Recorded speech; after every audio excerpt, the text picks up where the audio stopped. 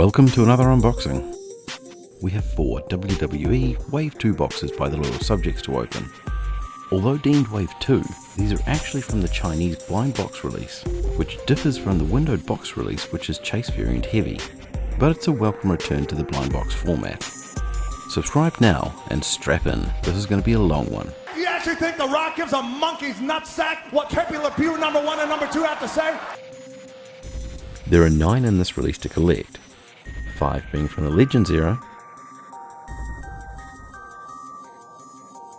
and 3 from the Attitude era, and 1 mystery chase, also from the Legends era. There are no ratios, but a case purchase will yield you at least the base set. On to box 1.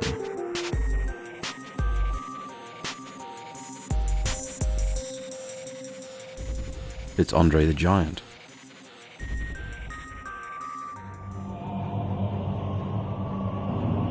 Look at me when I'm talking to you. I'm here for one reason. To challenge you for a world championship match in the WrestleMania. Box 2.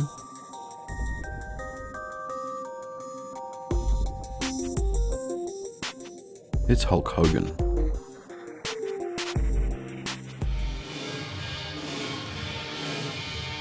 And what you gonna do when Hulkamania and the largest arms in the world destroy you?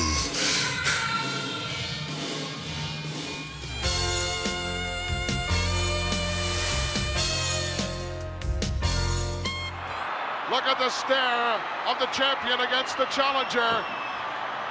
The irresistible force meeting the immovable object. Look at the size of the giant. I mean, Hogan is 6'8". Andre is 7'5".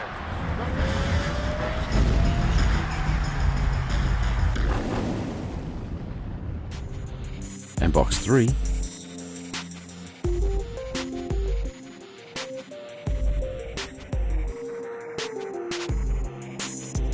It's Stone Cold Steve Austin.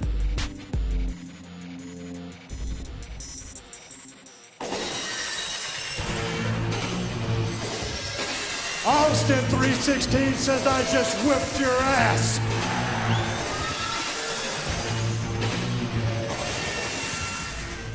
Finally, box 4.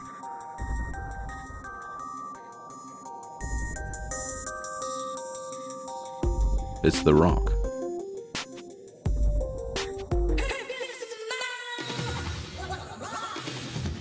Trailblazing, eyebrow raising, jabroni beating, wow, pie eating, heart stomping, elbow dropping, people's champ, The Rock.